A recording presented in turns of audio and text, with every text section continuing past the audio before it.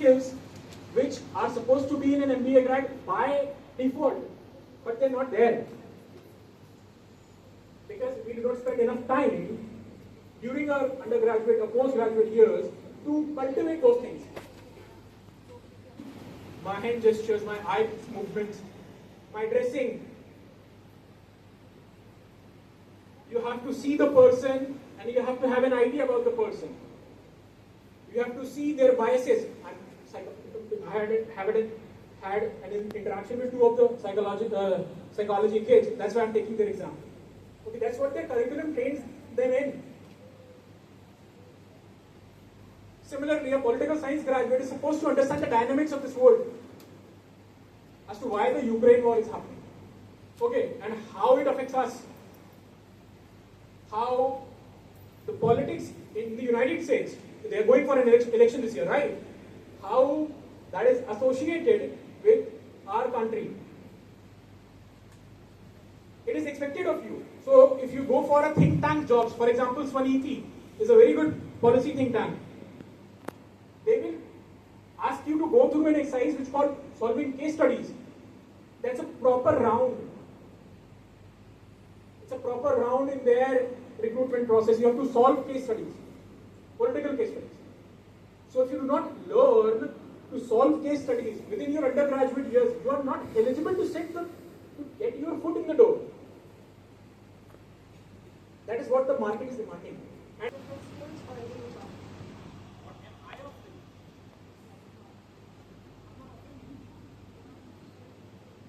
okay, so let me come back to why I'm here.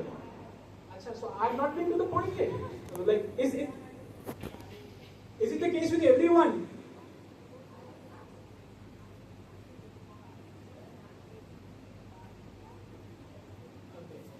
अच्छा, कितनों को नहीं समझ आ रहा है मैं क्या बात कर रहा हूँ? Please be honest. मैं क्यों हूँ यहाँ पर, कितनों आपको नहीं समझ आ रहा है? ओके, सो मैं यहाँ इसलिए हूँ ताकि आपको बता सकूँ कि आप यहाँ क्यों हैं। हम अपने कॉलेज में क्यों हैं? बिकॉज कॉलेज में आने से पहले सोचा नहीं हमने। नहीं, मैं उनके लिए बोल रहा हूँ जिनको नहीं पता। सी, I was talking to an interesting case. मैं एक बच्चे से बात कर रहा था, वो क्लास 11 में है, ठीक है? She is a political science student. Political science उन्होंने क्लास 11 में लिया हुआ है, तो मैंने उनको रोड स्कॉलरशिप का PDF भेजा। So road scholarship is an Oxford scholarship, Oxford University, okay? और अगर उसके लिए आपको उसको एक्चुअली आपको कन्वर्ट करना है तो you have to start very young, मतलब आपको बहुत शुरू से शुरू करना होगा, लाइक 10वीं 11वीं के बाद से उसके लिए आपको तैयार करना होगा। जो लोग आईएएस की पढ़ाई कर रहे हैं, जो आईएएस बनना चाहते हैं, I know it is one of the most difficult exams in the world, but getting a road scholarship is equally difficult. ठीक है, पूरी दुनिया से लोग इसमें पार्टिसिपेट करते हैं and they are some brilliant minds. तो अ किड फ्रॉम लखनऊ, मतलब a kid I am saying because she is what 16 17, वो 16 साल की बच्ची को ये पता है कि उसको ऑक्सफोर्ड जाना है मास्टर्स के लिए। उसको कॉलेज में जाने से पहले पता है उसका कॉलेज क्या होगा, उसका मास्टर्स क्या होगा और मास्टर्स के बाद क्या होगा। 16 year old kid I am talking about. Jobs की तो हम बात ही नहीं कर रहे हैं, वो है ना कामयाब बनो, नौकरी को खोजते घूमे। So she is looking after, she is going after a very important thing, something which is in demand. तो मैं यहाँ पर इसलिए हूँ ताकि मैं आपको बता पाऊँ कि आपके जो ये 3 साल हैं जो थे, या 4 साल जो थे जो निकल गए उनके लिए थे बोल रहा हूँ, उनमें उनसे आपको क्या अपेक्षाएं होना चाहिए अपने लिए, क्योंकि दूसरों को आपसे उसके मुताबिक अपेक्षा होगी। आपका डिग्री सर्टिफिकेट आपके बारे में कुछ कहता है, क्या आप अपने डिग्री सर्टिफिकेट को जस्टिफाई कर रहे हैं? और अगर नहीं कर रहे हैं तो प्लीज उसके ऊपर मेहनत करो। और जैसे कि मैम का प्रश्न था, मैं ये जो आपको यहाँ पे ये ग्राफिक है, मैं जो ये जॉब्स के बारे में बता रहा था, मैं आपको बता रहा था लखनऊ का इमीडिएट मार्केट की कंडीशन क्या है, जॉब मार्केट। अगर आपको यहाँ से बाहर नहीं जाना है और आप जाने को, और ट्रस्ट में अगर बाहर भी जाएंगे तो अगर आप टियर 1 इंस्टीट्यूशन से नहीं है तो आपको एंट्री लेवल तो बहुत स्मॉल ही मिलेगा प्राइवेट्स में, मैं ये बोल रहा हूँ। आप उसके बाद स्विच कर लें या उसके बाद कुछ कर लें तो आपकी सैलरी बहुत जल्दी स्केल करेगी, ठीक है। बट आपका एंट्री तो बहुत छोटा ही रहेगा अगर आपके पास वो स्किल सेट नहीं है तो, और वो स्किल सेट दिखाने के लिए आपको नौकरी करनी पड़ेगी पहले कुछ दिन, बिकॉज वो ट्रस्ट नहीं करेंगे, बिकॉज उनका एक्सपीरियंस ऐसा रहा। ये चीज गवर्नमेंट के साथ नहीं है। They do not look for degrees, they look for merit. इसीलिए हम लोग फेवर करते हैं कि stable, secure, merit based job हो हमारे पास, जहां पे हम डिफाइंड करियर पाथ हो और स्टार्टिंग सैलरी भी बहुत अच्छी हो, ताकि जो चीज हम 10 साल में गेन करेंगे, 5 साल में गेन करेंगे, टियर 3 टियर 4 से होने के कारण। सिटीज की भी बात करूं, I come from very small place, Bundelkhand. Not small, not Bundelkhand, not that Bundelkhand is small, but I'm from a very small town, ठीक है ना। हमारे पास कोई भी रिसोर्सेज नहीं थे बहुत ज्यादा उस समय पर, और हमारे पास पढ़ाई भी वैसी नहीं थी। तो जब मेरे को वहां से बाहर निकलना पड़ा और देखना पड़ा, तो it was very difficult for me to acclimatize to that situation, to prove that I am good enough. Similarly, अगर आप, I'm not talking about her, ठीक है, और she is a representative, she is a proxy, not talking about students like her, okay, those who have worked for 2 years, 3 years during their undergraduate schooling days. मैंने आपको jobs की हालत बता दी है, मैंने आपको एक्सपेक्टेशंस बता दी हैं कि क्या है मार्केट की एक्सपेक्टेशंस और क्या आपकी एक्सपेक्टेशन होनी चाहिए, okay. Now we come to the second part of this session about the government jobs, okay, and this is not for everyone, or this is not catered to everyone's demand, it is in general, okay. So we have experts with us here who have been working in this exam, like your professor ma'am asked, what is the skill set required to qualify these exams, okay, what is it this exam is looking after, okay. So we have our experts who will tell you what these exams are, okay, how you can qualify these exams, what is their career path, given the time that we have, okay. So you can ask questions if you like, okay, and you can understand this process of the examinations, okay. So like it was told to you in the beginning that we are here with the topic undergraduate years and preparing for one day government exams, okay. So now I welcome Mr. Upadhyay and Mr. Shukla from PW EdTech platform as an industry experts who have been working in this field to give you insights about the exam. Also, this is not a promotional event, okay. We lack the expertise to tell you the specific of the exams, because I'll have to prepare for 100 exams then. Okay, they have been working in this field, so they are here as industry experts. Okay. So I'll hand over the stage to sir now, please. Achha, sir. One more thing, if you have any questions from me right now, anyone? Any questions? सबको समझ आ गया मैंने क्या convey करना चाह रहा था? अभी भी किसी को नहीं आया हो तो बताएं. Sure, I'll be here after sir session. I'll be here. So अगर तब तक आपको कोई query है, कुछ पूछना है, you can ask. Okay, thank you, sir. Good afternoon, everyone. Thank you, ma'am. Thank you, sir.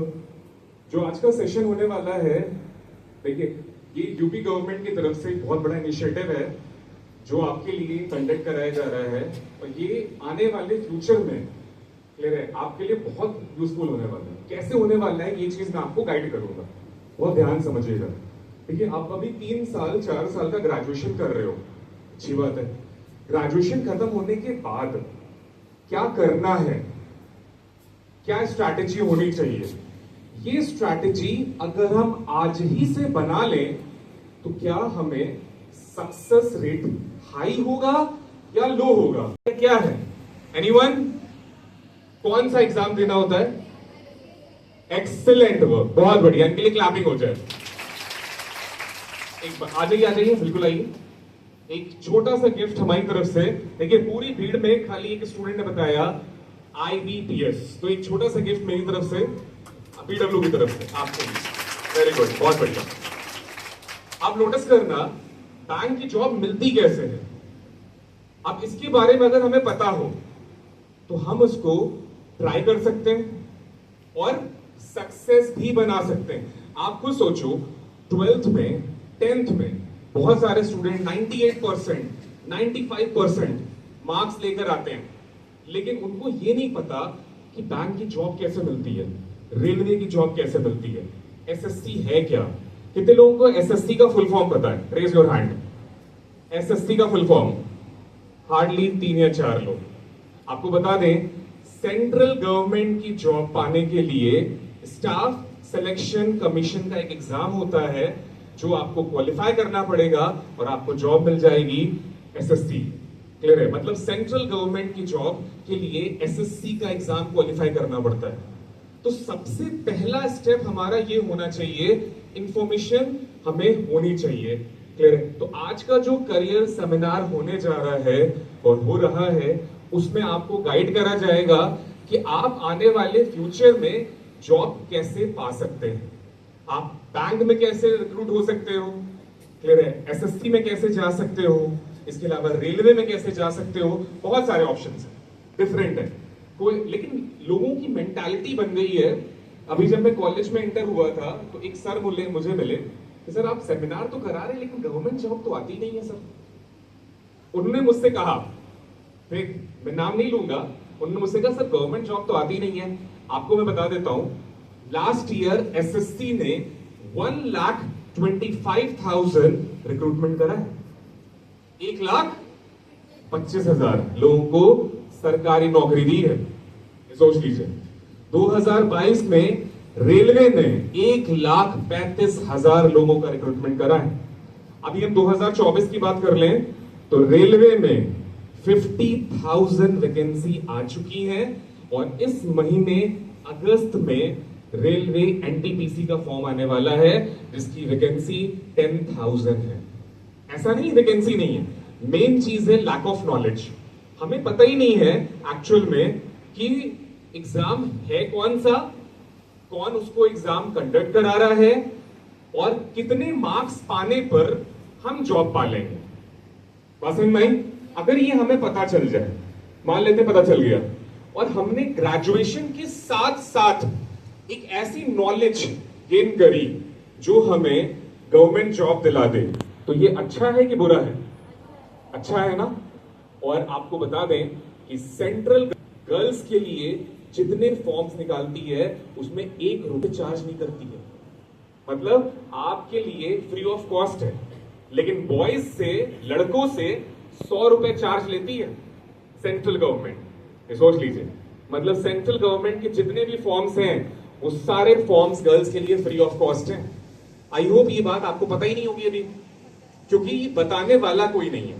Clear है? क्योंकि देखो कॉलेज का पैटर्न अलग है, कॉलेज का पैटर्न अलग है, आपके पेरेंट्स को भी नहीं पता, और अगर आप मार्केट में सर्च करेंगे तो एग्जैक्ट इंफॉर्मेशन नहीं मिलती। तो ये अगर हमें पता चल जाए तो बहुत हमें बेनिफिट्स होंगे। तो हम 1 बाय 1 चीजें डिस्कस करेंगे। सबसे पहले हम बैंक पे डिस्कशन करना चाहेंगे कि बैंक का एग्जाम है क्या। ठीक, सभी को पता है कि 11 पब्लिक सेक्टर बैंक है अभी करंट में जिनका एग्जाम आईबीपीएस कराता है।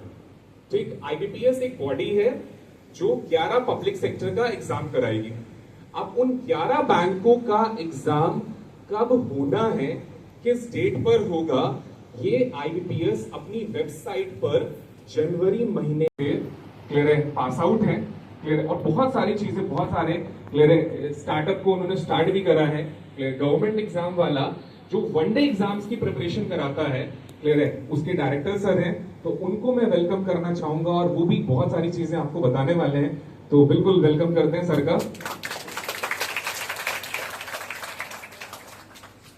Thank you very much. आप सभी बच्चों का बहुत बढ़िया है, और ये पहला प्रयास मैंने देखा गवर्नमेंट ऑफ उत्तर प्रदेश की तरफ से। हिमांशु जी, थैंक यू वेरी मच, बहुत इन्होंने इनिशिएशन लिया। और आपने सुना है पीपीपी मॉडल, सुना है क्या? ये पीपीपी मॉडल आजकल बहुत चर्चा में है। कोई बच्चा यहाँ बताए? रोड बन रहे हैं, हाईवे इतने अच्छे बन रहे हैं, एयरपोर्ट अच्छे बन रहे हैं, आपकी जो है बंदरगाह अच्छे बन रहे हैं, एजुकेशन में भी बहुत सारे चेंज आ रहे हैं। तो ये करवाने के पीछे एक चल रहा है, बहुत सेंट्रल गवर्नमेंट करती है, PPP model, public private partnership model. तो सरकार का प्रयास ये है, जैसे आप देख पा रहे हैं कि जो है सेवा योजन की बात की जा रही है, रोजगार की बात की जा रही है।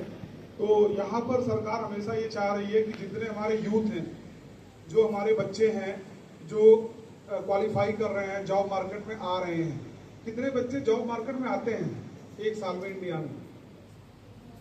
जॉब मार्केट में जैसा बता रहे थे आप, मार्केट के लिए वर्क प्लेस का क्रिएशन है। तो जॉब के लिए कितने बच्चे एक साल में इंडिया में तैयार होते हैं? कोई अनुमान गेस करो, तुक्का लगाओ, कितने बच्चे आते होंगे? करीब 4 करोड़ के बच्चे, 4 से 5 करोड़ के बच्चे हर साल जॉब मार्केट में आते हैं जॉब करने के लिए।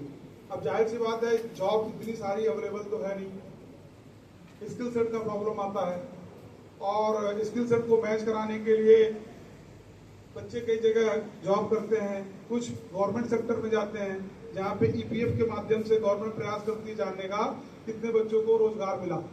क्योंकि रोजगार मिलने पे सबसे पहले कौन सा अकाउंट खुलता है? EPF account, pension account.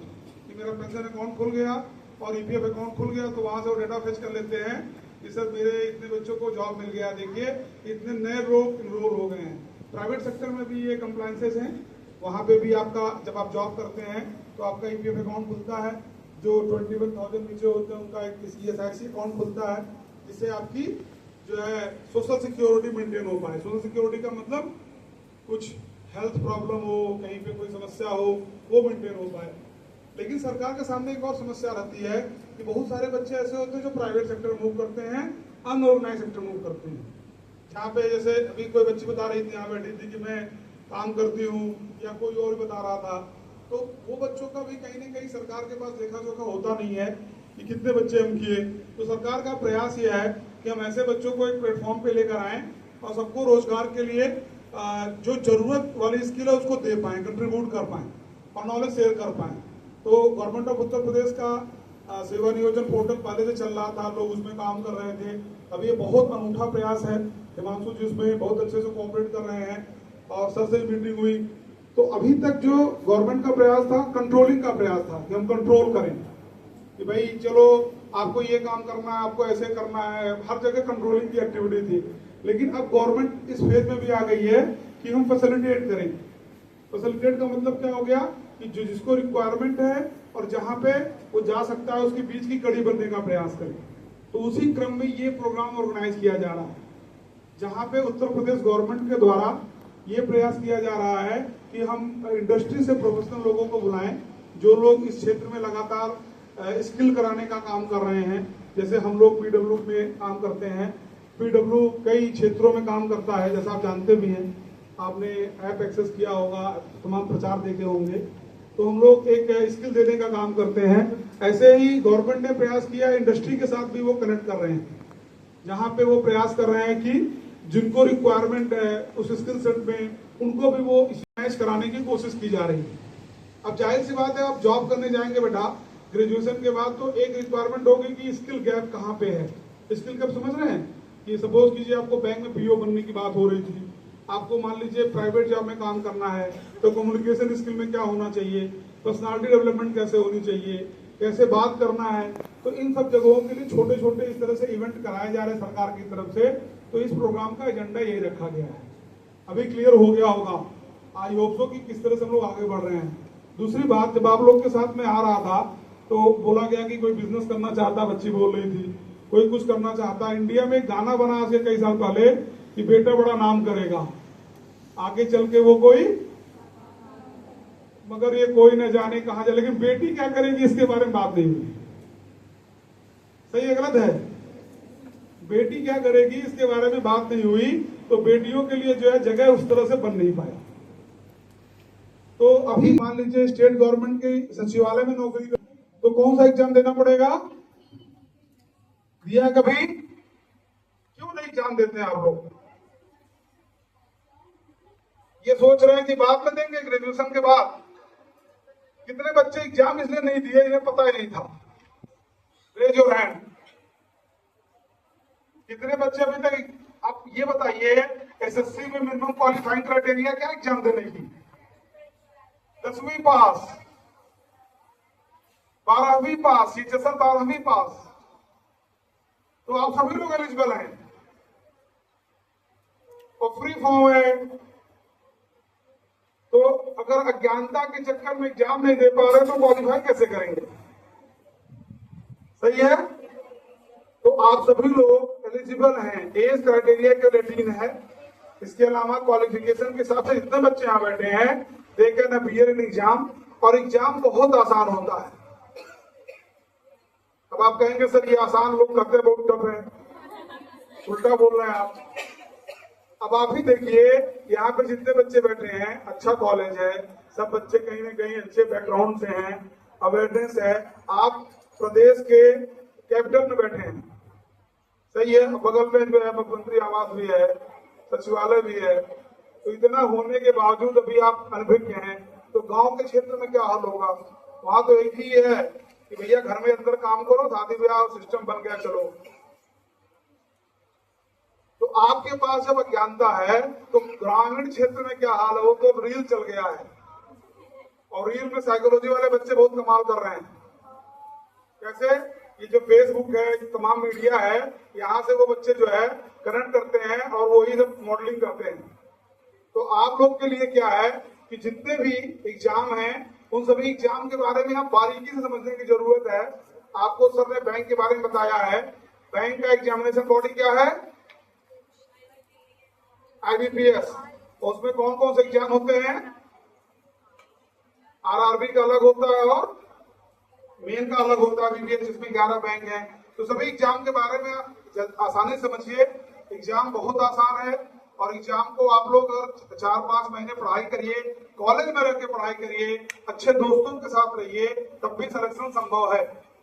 और जब भी कोई वैकेंसी आए कृपया उसका फॉर्म भरिए। कैलेंडर सबके डिक्लेयर हो चुके हैं, अब सरकार वो नहीं रह गई है।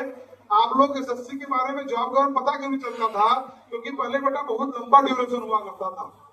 आप एग्जाम देंगे 2024 में, रिजल्ट आएगा 2026 में, तो बच्चे वो कंफ्यूज आते थे। आज हर 3 महीने में आपका एग्जाम का रिजल्ट आ रहा है। सरकार का प्रयास बहुत बढ़िया है कि हर 3 महीने में पोर्टल बन गया है, वेबसाइट बन गया है, जहाँ पे आप फॉर्म बड़े आसानी से भर सकते हैं। पहले फॉर्म भरने की प्रक्रिया गड़बड़ थी, फॉर्म भरने में नाम गलत हो गया तो अपडेट कराने में दिक्कत थी, कई समस्याएं पहले के समय में थी। आज कई चीजें बहुत आसान हो गई हैं, और आप लोग सभी लोगों को वो फॉर्म बहुत आसानी से अवेलेबल ऑनलाइन है, भरिए। सभी कंटेंट की अगर बात करें, तैयारी की बात करें, तो बहुत सारा फ्री कंटेंट है आजकल। यूट्यूब पे कंटेंट है, वेबसाइट पे कंटेंट है, उसको अच्छे से पढ़िए, और पढ़ने के बाद 3 महीने के अंदर आप देखेंगे आप ही लोग में सिलेक्शन हो रहा है। और गवर्नमेंट की जॉब, प्राइवेट की जॉब भी है, नो डाउट प्राइवेट में जा सकते हैं, लेकिन एक बार गवर्नमेंट ट्राई करना तो बनता है। सही है, गलत है? तो ट्राई करिए और एक एक क्वेश्चन को अच्छे समझिए। हम लोग यहाँ पर डिस्कस करते रहेंगे बीच बीच में, और जो अच्छा आंसर दे रहा है उसको सेलेक्ट पेन भी दे रहे हैं अवार्ड के रूप में। हम चाहते हैं मैक्सिमम बच्चे वो ले जाएं। तो ये आप लोग मान के चले कि सबका सिलेक्शन हो सकता है। वैकेंसीज हर साल सरकार करीब करीब प्रयास कर रही है कि एटलीस्ट हम लोग 20-25 लाख वैकेंसी को डिक्लेयर करें। अभी भी आपके समय में देखा जाए तो करीब 1.5 से 2 लाख वैकेंसी ओपन है, जहां पे आप लोग अप्लाई कर सकते हैं। तो गौरव सर आए और एसएससी के बारे में पीपीटी के माध्यम से बताएं, जिससे बच्चों को क्लियरिटी मिलता है। ठीक है, thank you sir. Thank you sir.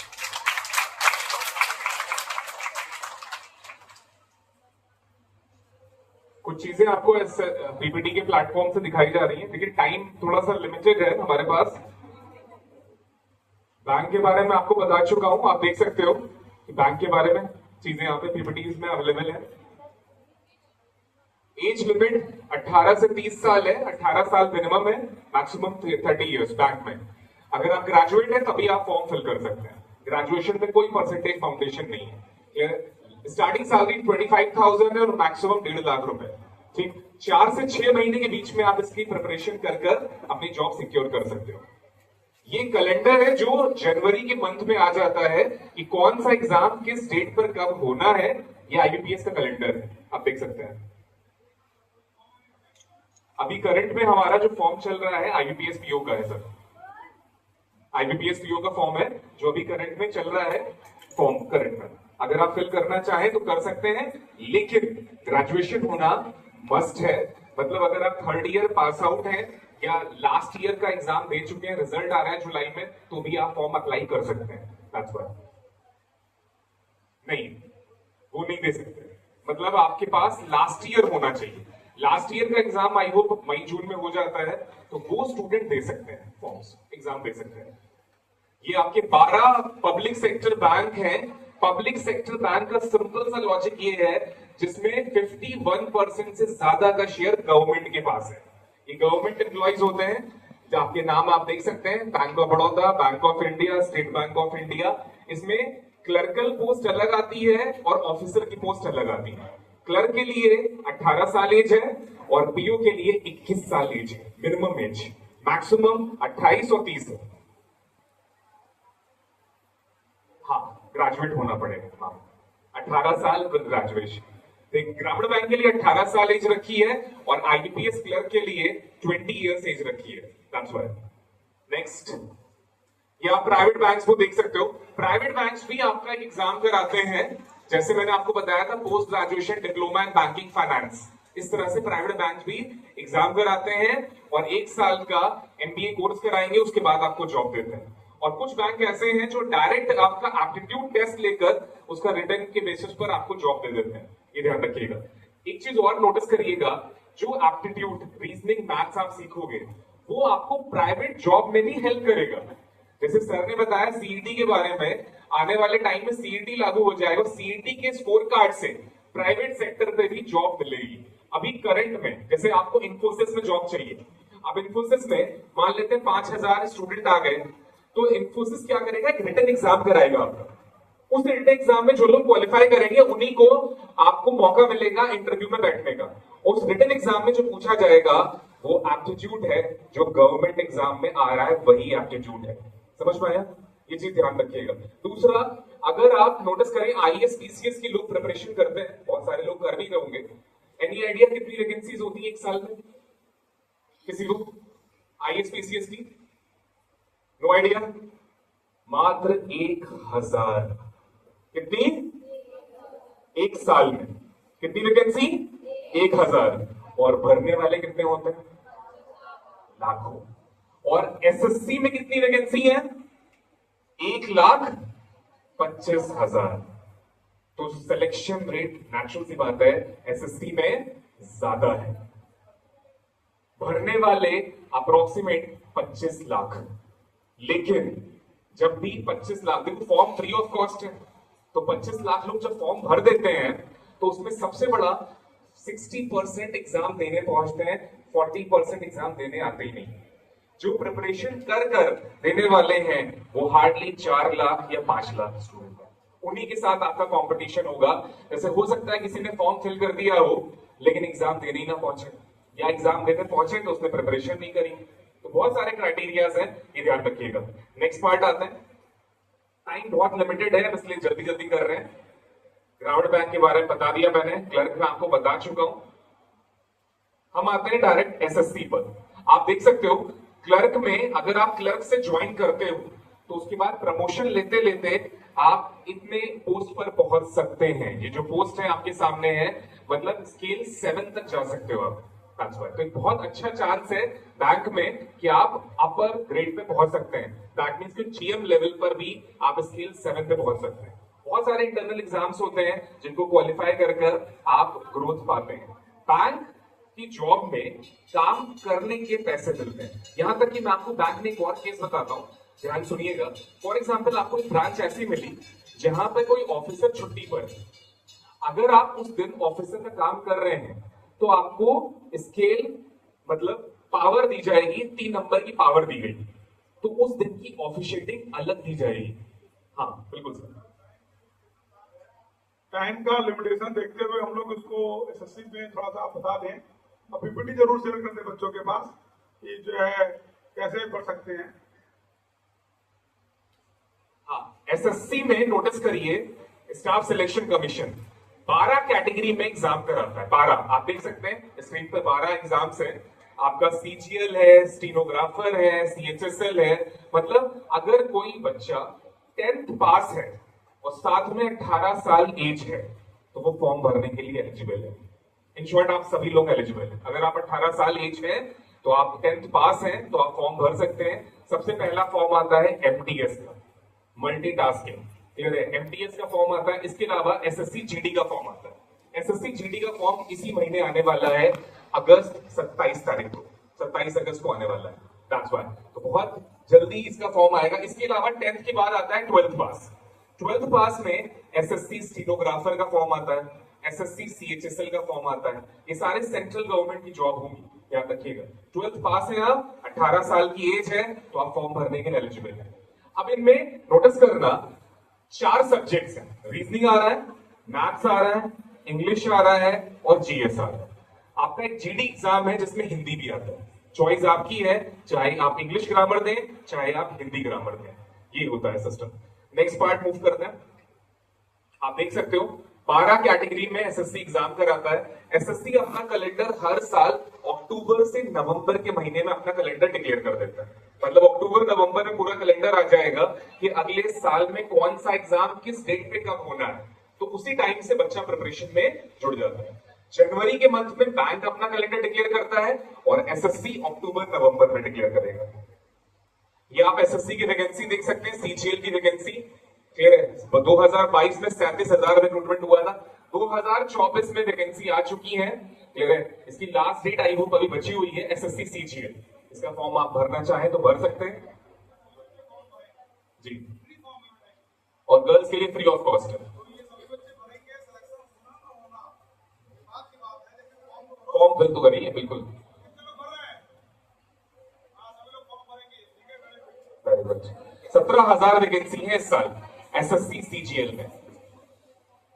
Next, आप एसएससी का एग्जाम क्वालिफाई करते हैं तो कौन सी जॉब मिलेगी? जैसे इनकम टैक्स ऑफिसर अगर आप बनना चाहें, क्लियर है? ईडी में बनना चाहें, क्लियर है? तो आप जा सकते हैं। बहुत सारे हैं, आप नाम देख सकते हैं पीपीटी में, सारे नाम्स 1 बाय 1 यहाँ पे मेंशन है। हम आगे बढ़ रहे हैं। अब एज क्राइटेरिया देखिए, 18 साल से 32 साल एज होती है एसएससी की, लेकिन बहुत सारे फॉर्म्स हैं जिनमें 25 साल या 27 साल ही होगी। तो ये जो एक कंबाइंड एज लिखी हुई है, ध्यान रखिएगा, मतलब 18 से 25 ये एक ऐसी एज है जिसमें आप सारे एग्जाम्स फिल कर सकते हैं, सारे एग्जाम्स, ध्यान रखिएगा। सैलरी, स्टार्टिंग सैलरी 30,000 है, और अगर आप एमटीएस भी क्वालिफाई करते हैं तो सोचिए 30,000 40,000 स्टार्टिंग सैलरी है, ध्यान रखिएगा। नेक्स्ट, ये आपका एसएससी का कैलेंडर है। आप देख सकते हो इस तरह से एसएससी कैलेंडर लॉन्च करता है। वो इस बात को बता देता है कि कौन सा एग्जाम किस डेट पर कब होना है और कौन से आपका नोटिफिकेशन कब आएगा। ये सारी चीजें पहले से डिक्लेयर होती है। ये एसएससी का पैटर्न है, आप देख सकते हो। रीजनिंग के 25 क्वेश्चन आते हैं, जीए के 25 क्वेश्चन, मैथ्स का नाम होता है क्वांटिटेटिव एप्टीट्यूड, और इंग्लिश के 25 क्वेश्चन। हर क्वेश्चन 2 मार्क्स का होता है, दैट मीन्स कि 100 क्वेश्चन 200 मार्क्स का। ये इसका मेंस का पैटर्न है, आप देख सकते हो। मेंस का पैटर्न क्या है? प्रीलिम्स क्वालिफाइंग नेचर में होता है। पहला एग्जाम क्वालिफाई कर गए तो नेक्स्ट फेज में जाओगे। नेक्स्ट एग्जाम में जो मार्क्स मिलेंगे उसी से आपको जॉब मिल जाएगी। सबसे अच्छी बात यहां पर यह है कि इसमें कोई इंटरव्यू नहीं होता। आपने पहला एग्जाम क्वालिफाई करा, ओएमआर बेस होगा, ऑनलाइन होगा। ऑनलाइन होगा मतलब ऑब्जेक्टिव होगा, ठीक है? 4 ऑप्शंस होंगे, एक सही होगा, 3 गलत होगा, ठीक? तो डिस्क्रिप्टिव एग्जाम यहां नहीं होता, तो ये ऑब्जेक्टिव एग्जाम होता है, ध्यान रखिएगा। और फर्स्ट एग्जाम पास होने पर टीयर 2 में जाता है। टीयर 2 का एग्जाम नोटिस करिए 3 फेज में है। पहला फेज मैथ्स रीजनिंग, दूसरा फेज इंग्लिश जीएस और चौथा फेज कंप्यूटर। तो इनको एग्जाम, इस एग्जाम में जितने मार्क्स आप गेन करोगे उसी से जॉब मिल जाती है, ध्यान रखिएगा। अच्छा, किसी को ये पता है कि बैंक में कितना % पाने पर नौकरी मिलती है? कितना %? कट ऑफ, हाँ बताइए, एनी आइडिया? बैंक में 37%, 37%। लेकिन एसएससी में जॉब पाने के लिए करीबन 65% चाहिए। एसएससी का पेपर थोड़ा इजी आता है, उसके लिए 65% कट ऑफ चली जाती है। बैंक का पेपर अपने लेवल पर आता है, तो इसीलिए 37 आती है। इस साल एक बहुत अच्छा चांस है आपके पास रेलवे का। बस लास्ट है, हम रेलवे का एग्जाम बता दें। देखो रेलवे का एग्जाम, जैसे सर ने बताया कि रेलवे ने बहुत सारे 2019 में फॉर्म निकाला, उसका फाइनल सिलेक्शन 2022 में करा। फिर अभी करंट में इस साल 2024 में रेलवे मिनिस्टर ने ये डिक्लेयर करा है कि जिस तरह से एसएससी अपना एग्जाम करा रहा है वैसे ही हम भी कराएंगे, और इसीलिए इस साल 50,000 वैकेंसी डिक्लेयर हो चुकी है रेलवे में।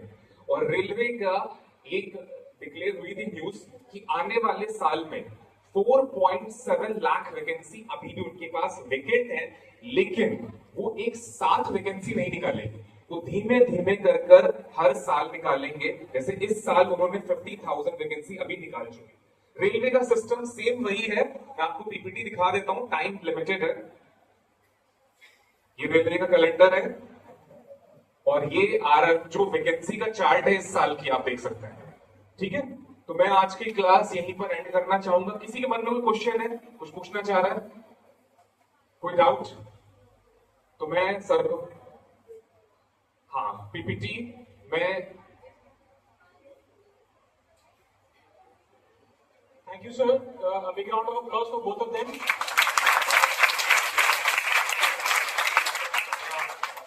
सो क्योंकि मैम बता रही है आप लोग की क्लास है, okay, I'll just take 1 minute.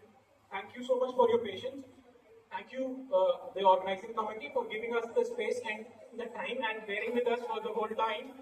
Okay, one thing which I want to tell you, ma'am, please, ये आखिरी चीज, if you have any query regarding your undergraduate years, any query, I mean any damn exam, okay, any job which you want to pursue. Sir was talking about preparation. ये preparation क्या सिखाती है आपको? ठीक है, तो my office and officers like us, along with our partners, okay, we are there to provide you everything possible.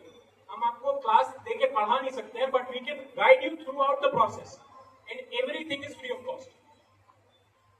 The resources which are available in public domain, given that we all are officers and we have qualified the exam, okay, a government exam I'm talking about, and we have also prepared for these exams. If not me specifically, then some other person in my circle or in our network of officers. Okay, and with our industry experts, we'll be able to actually get through these exams with the limited resources that you think that you have.